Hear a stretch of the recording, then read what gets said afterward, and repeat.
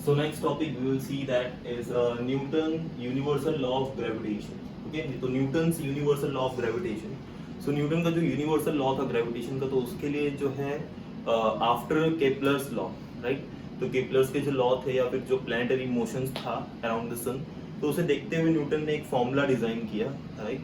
And जो formula उन्होंने design किया, तो वो फॉर्मूला बेस्ड था mass of the two objects. See हमने जैसा पहले भी पढ़ा है या इस टॉपिक में पहले भी हमने सीखा था कि जो ग्रेविटेशन है वो डिपेंड करता है ऑब्जेक्ट और ऑब्जेक्ट के मास के ऊपर, राइट. तो ग्रेविटेशनल फोर्स जब भी किसी पे अप्लाई होगा तो उस ऑब्जेक्ट के पास मास होना बहुत ज़रूरी है. तो एक चीज़ आप हमेशा ध्यान में रख लेना, अगर किसी ऑब्जेक्ट के पास मास नहीं है तो उस पर ग्रेविटेशनल फोर्स कभी अप्लाई नहीं हो सकता, ठीक है. तो यहाँ पे इसे अंडरस्टैंड करने के लिए Newton's universal law of gravitation या उसे उसका फॉर्मूला डिजाइन करने के लिए हमने यहाँ पे दो चीजें कंसिडर की. एक हमने सपोज दो डिफरेंट मास लिए थे, ठीक है. तो एक मास है हमारा m1, दूसरा मास है हमारा m2, ठीक है. अब जैसा कि न्यूटन ने कहा था, every object will apply a force on other object due to gravity, तो जिसको हम बोलेंगे ग्रेविटेशनल फोर्स. तो यहाँ पे जो ग्रेविटेशनल फोर्स लग रहा है, तो हम बार बार ये जो वर्ड यूज कर रहे हैं ग्रेविटेशनल फोर्स, तो क्या हमें क्वेश्चन नहीं आता है कि ये फोर्स कितना लग रहा है, राइट. कितना फोर्स लग रहा है. जैसे अगर हम जब किसी चीज को पुल करते हैं या सॉरी पुश करते हैं, तो अगर मैंने किसी चीज को पुश किया तो मैं उस पर क्या कर रहा हूँ, फोर्स अप्लाई कर रहा हूँ, राइट. तो हम सपोज बोल सकते हैं मैंने 10 न्यूटन का फोर्स दिया, 20 न्यूटन का फोर्स दिया. तो यहाँ पे जो ग्रेविटेशनल फोर्स है ये कितना है, राइट.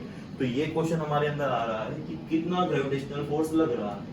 तो यहाँ पे ग्रेविटेशनल फोर्स को मेजर करने के लिए हमें एक चीज ये पता होनी चाहिए कि न्यूटन ने बताया कि ग्रेविटेशनल फोर्स, अब मैं ग्रेविटेशनल फोर्स को F से रिप्रेजेंट करूंगा सिर्फ.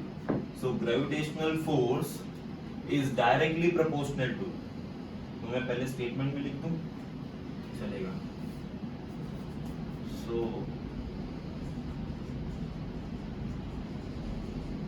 gravitational force is directly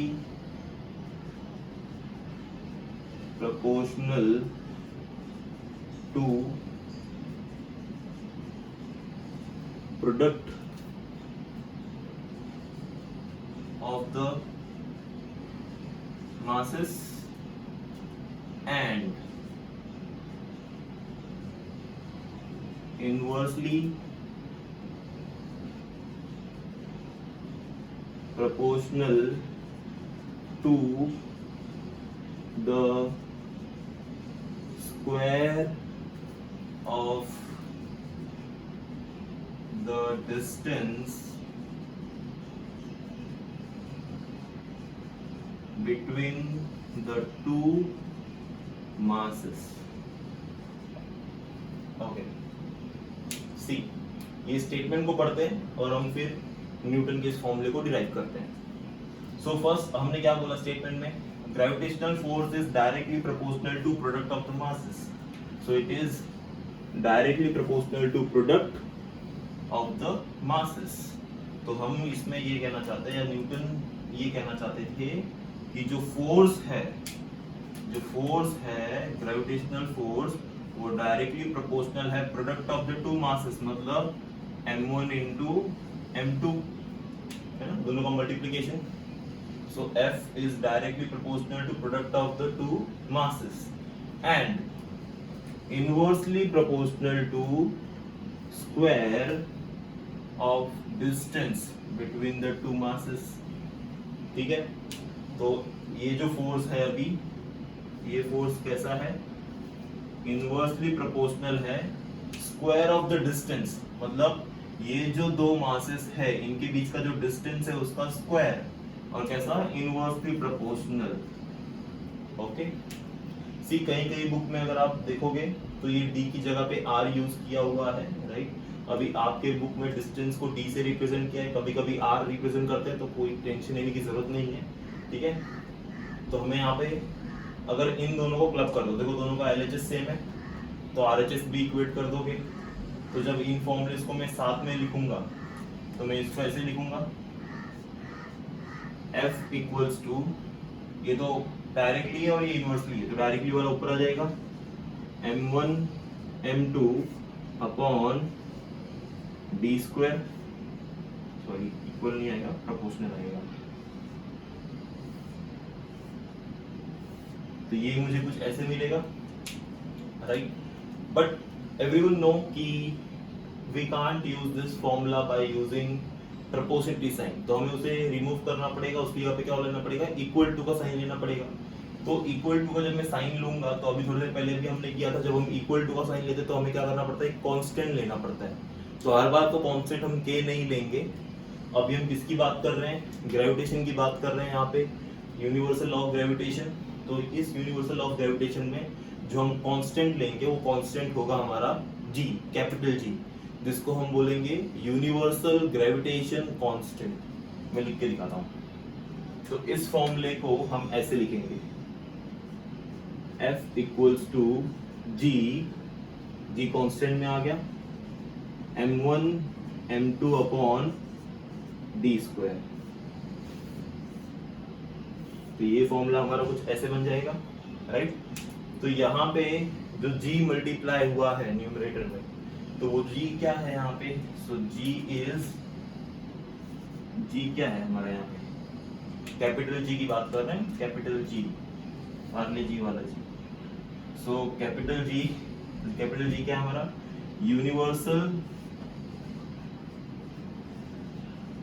universal gravitation constant, okay. या यूनिवर्सल ग्रेविटेशनल लिख देते हैं, ग्रेविटेशनल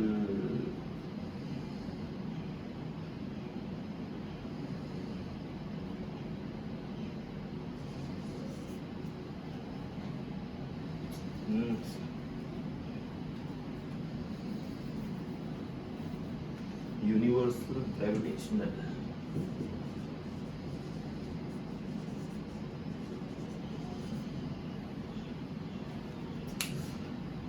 ग्रेविटेशनल फिर कांस्टेंट को थोड़ा स्पेस,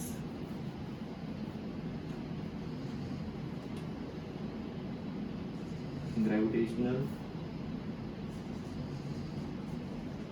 कांस्टेंट, ओके। तो ये जी हो गया हमारा यूनिवर्सल ग्रेविटेशनल कांस्टेंट। तो ऑब्वियसली इस जी की वैल्यू भी है, राइट, हर एक की वैल्यू होती है। तो यहाँ पे ये जो जी है, इस जी की वैल्यू है, सो आई कैन राइट हियर, मैं इसे अच्छे से कहीं बड़े में लिखता हूँ, यहाँ लिखता हूँ क्योंकि ये याद रखना है आपको। सो जी की वैल्यू है 6.673 इंटू 10⁻⁻11, याद रखना 6.673 into 10⁻⁻11।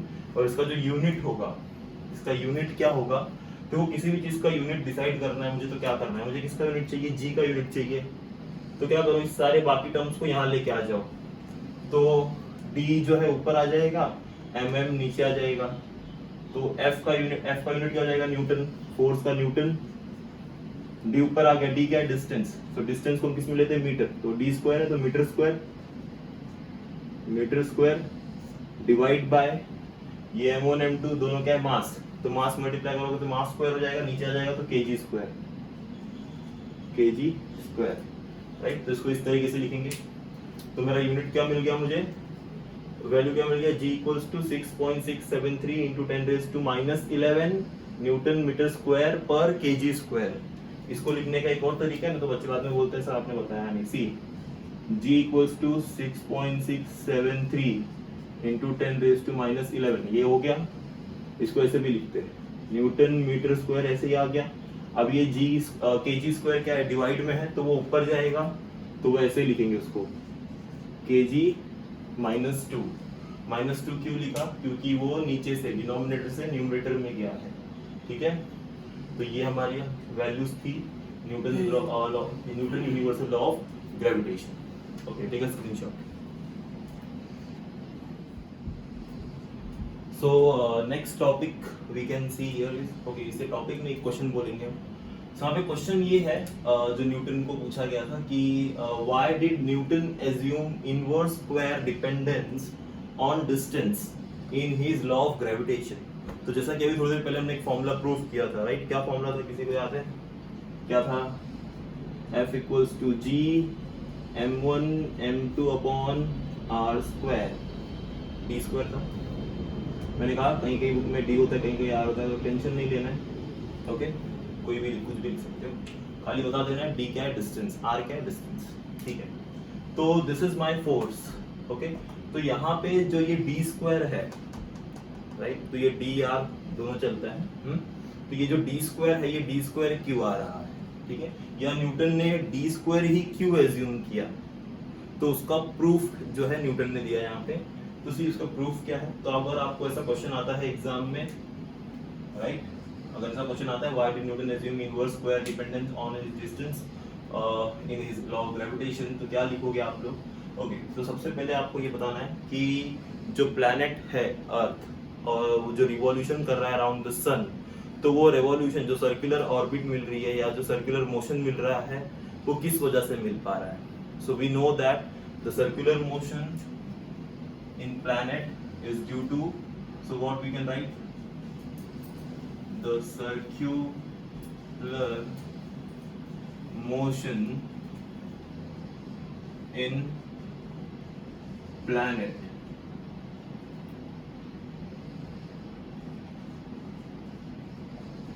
towards the sun is due to centripetal force, right?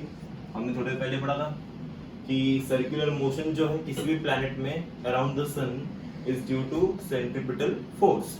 और ये जो सेंट्रीपिटल फोर्स आ रहा है, ये किसकी वजह से आ रहा है? तो जैसा कि हमने यहाँ पे किया था, राइट, सपोज मान लेते हैं अर्थ है और सन है और ये अर्थ है, ठीक है? This is sun and this is earth. So we know that कि this earth will revolve in circular orbit. तो यहाँ पे क्या हो रहा है? क्या यहाँ पे कोई स्ट्रिंग अटैच है? नहीं, बट यहाँ पे एक फोर्स है। कौन सा फोर्स है? ग्रेविटेशनल फोर्स, जो क्या कर रहा है? एक इनवर्ड फोर्स दे रहा है ना। और इनवर्ड फोर्स मतलब क्या हो गया? Centripetal force, right?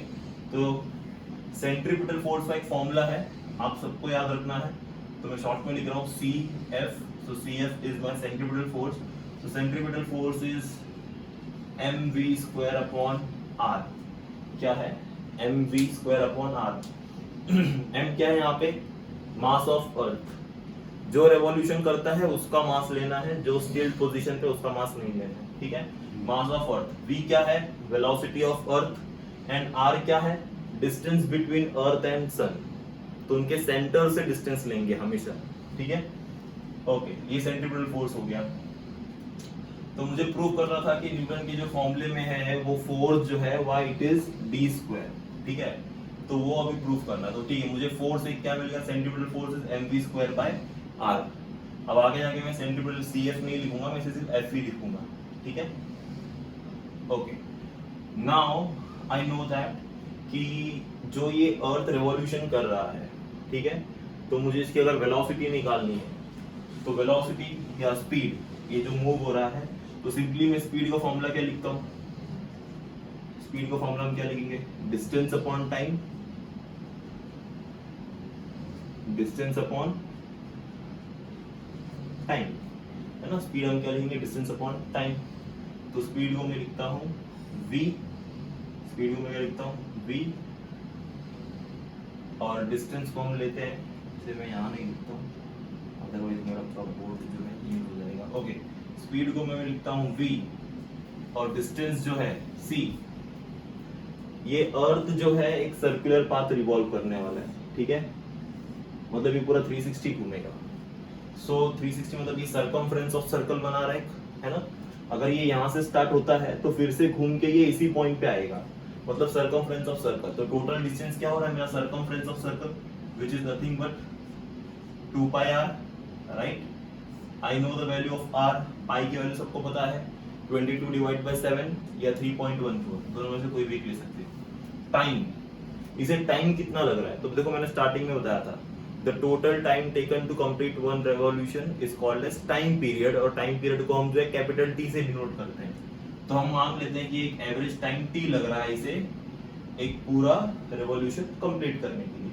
तो ये दो फॉर्मूले हो गए हमारे पास। अब देखो ये इसको हम लिखते हैं इक्वेशन नंबर 1, इसको हम लिखते हैं इक्वेशन नंबर 2। अब देखो इक्वेशन नंबर 1 में मैं v की जगह पे ये वैल्यू पुट कर सकता हूँ, v की जगह पे, बिकॉज ये भी v है ये भी v है, तो ये v की जगह पे मैं ये वैल्यू पुट करता हूँ। तो लिख दो substituting equation 2 in equation 1। Okay, तो मैं इक्वेशन 2 में इक्वेशन 1 को सब्स्टिट्यूट करूंगा, तो सी मुझे क्या मिलेगा। अब मैं सी एफ को सिर्फ एफ लिखता हूँ, तो my force is equal to M, V की जगह पे मैं ये पूरी वैल्यू लिखूंगा 2 pi R divide by T the whole square. Whole square क्यों लिया मैंने, क्योंकि यहाँ पे वी स्क्वायर है, तो मैंने वी की वैल्यू ये पुट की, तो उनका पूरा स्क्वायर लेना पड़ेगा, the whole divide by R. अब इनको पूरा स्क्वायर कर दो तो देखो क्या मिलेगा, एफ इक्वल्स टू एम ऐसे ही रह जाएगा, 2 का स्क्वायर क्या हो जाएगा 4, पाई का स्क्वायर पाई स्क्वायर, आर का स्क्वायर आर स्क्वायर, और टी का स्क्वायर क्या हो जाएगा टी स्क्वायर, पर वो डिनोमिनेटर में आ जाएगा, तो R into T square. Okay, now what we have to do, let's say this is my equation number 3। अपना मोटो याद रखना है, मोटो क्या है, हमें प्रूफ करना है कि ये डी स्क्वायर कैसे आ रहा है फॉर्मूले में, ठीक है। Okay, so what I will do now, इसमें मैं multiplying and dividing by R. Okay, मैं यहाँ पे क्या करूंगा, मल्टीप्लाई डिवाइड करूंगा किससे, आर से। तो अगर मैं यहाँ पे multiply and divide by R करता हूँ तो देखो मुझे क्या मिलता है। सो किसे करूंगा मैं, इक्वेशन 3 को। So multiplying and dividing by R, ठीक है। मैं क्या कर रहा हूँ, मल्टीप्लाई और डिवाइड कर रहा हूँ किससे, आर से, तो मुझे क्या वैल्यू मिल जाएगी।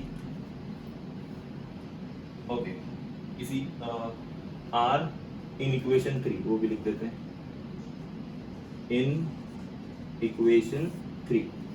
सो multiplying and dividing by R in equation 3, तो see what we get, f equals to m ऐसा ही रह जाएगा, m 4 पाई स्क्वायर ऐसे ही रहेगा, r स्क्वायर भी ऐसे ही रखते हैं हम अभी फिलहाल के लिए, divide by r t square, एक r मल्टीप्लाई एक r डिवाइड में, ये ऐसे हो गया। फिर मुझे इन ऑल क्या दे देगा, 4m में थोड़ा भी इंटरचेंज कर रहा हूँ, pi square r cube divide by r square T square. देखो आपको समझाइए मैंने क्या किया, मैंने जो है ये आर को यहाँ पे मल्टीप्लाई कर दिया, तो ऑलरेडी आर स्क्वायर था तो ये आर क्यूब हो गया, ये आर को यहाँ पे मल्टीप्लाई किया, यहाँ पे आर था तो ये आर स्क्वायर हो गया, ठीक है। अब देखो यहाँ पे ये कुछ जाना पहचाना सा लग रहा है, ये वाला टर्म आर क्यूब और T square, this is nothing but our Kepler's third law, है ना। केपलर्स थर्ड लॉ क्या था हमारा,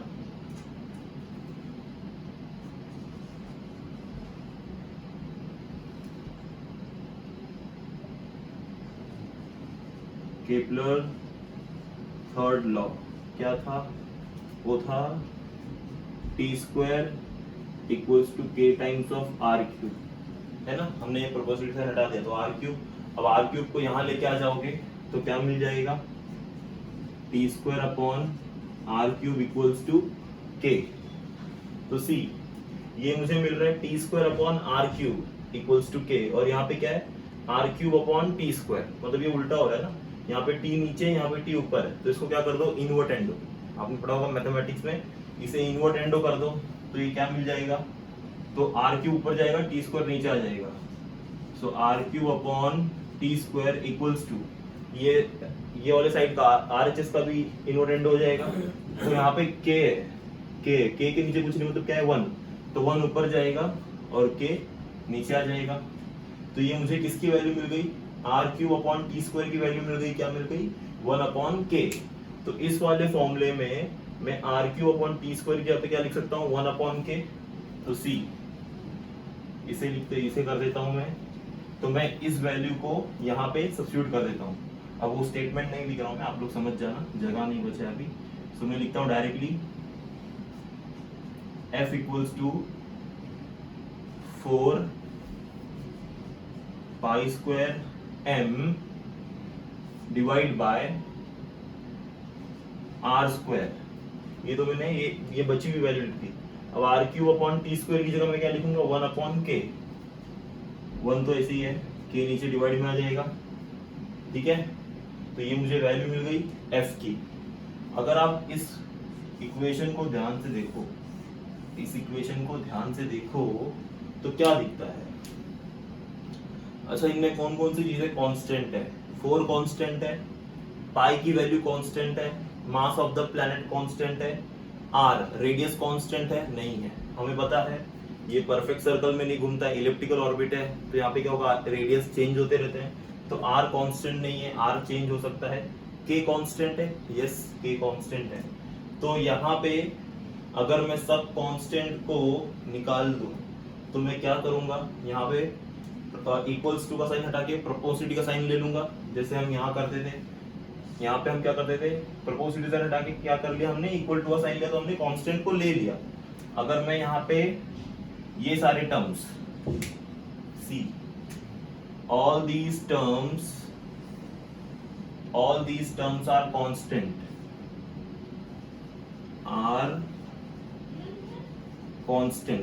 ये सारे टर्म्स हमारे क्या है, कांस्टेंट है।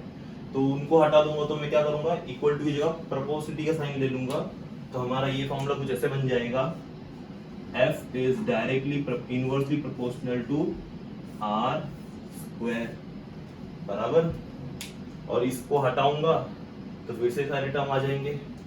तो अब हो क्या रहा है यहाँ पे, तो इसका मतलब यहाँ पे हमें साफ साफ दिख रहा है कि न्यूटन ने, अच्छा आर क्या है, डिस्टेंस है, डी क्या है, डिस्टेंस है, दोनों सेम है। तो न्यूटन ने ये थियरी लगा के पता किया था कि फोर्स जो है वो इनवर्सली प्रोपोर्शनल है स्क्वायर ऑफ डिस्टेंस से। किससे, स्क्वायर ऑफ डिस्टेंस से। देयरफॉर इस फॉर्मूले में जो है न्यूटन ने डी स्क्वायर को चूज किया, ठीक है। So this is what all about why Newton assumed inverse square law. So take a screenshot, और अगर आपको सारी चीज़ें पसंद आई हो so please subscribe my channel.